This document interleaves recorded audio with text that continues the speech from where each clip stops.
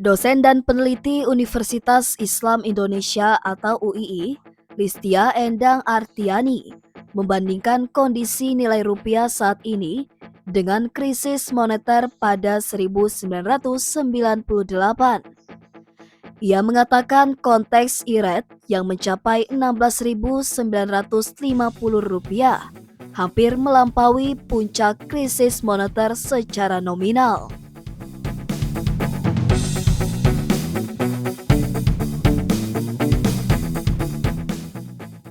Namun, perlu dicatat bahwa secara real, daya beli dan struktur ekonomi Indonesia saat ini jauh berbeda. Menurutnya, cadangan devisa lebih kuat, sistem perbankan lebih sehat, dan instrumen stabilisasi nilai tukar lebih modern.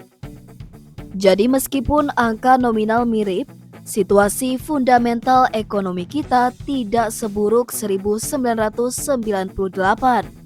Listia menyebut bahwa nilai rupiah hari ini tertinggi sejak krisis moneter 1998.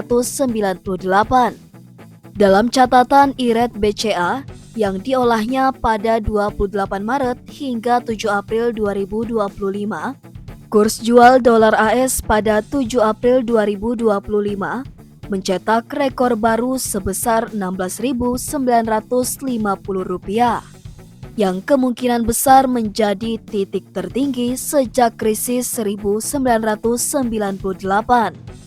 Bahkan, jika dibandingkan dengan periode pandemi COVID-19 tahun 2020, nilai ini lebih tinggi.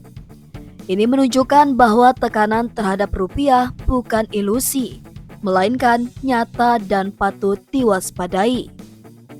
Listia menyebut bahwa rupiah bukan sekadar simbol moneter, tetapi cermin dari kepercayaan pasar terhadap ekonomi. Menjaga stabilitas nilai tukar bukan hanya tugas Bank Indonesia, melainkan memerlukan koordinasi lintas sektor seperti fiskal, moneter, hingga diplomasi ekonomi.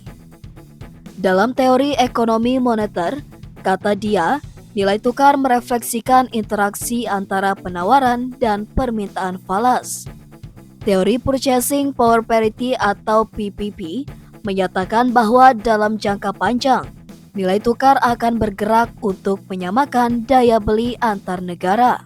Namun dalam jangka pendek, nilai tukar sangat dipengaruhi oleh persepsi, ekspektasi, dan arus modal. Listia Endang menjelaskan fenomena depresiasi rupiah yang tajam dalam beberapa hari terakhir dapat dijelaskan melalui teori interest rate parity atau IRP yang menyatakan bahwa perbedaan tingkat suku bunga antara dua negara akan menentukan arus modal.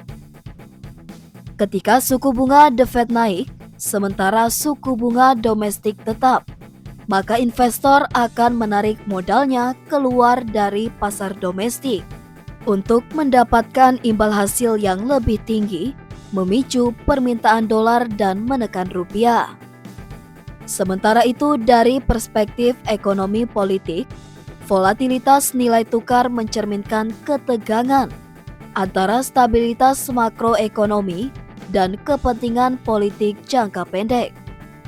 Listia mengatakan pemerintah mungkin enggan menaikkan suku bunga karena khawatir menekan konsumsi dan investasi domestik. Namun sikap ini dapat menyebabkan kehilangan kredibilitas pasar yang lebih mahal dampaknya. Selain itu, ia juga menguraikan pendekatan teori kebijakan publik yang mengajarkan pentingnya koordinasi kebijakan antara bank sentral dan otoritas fiskal.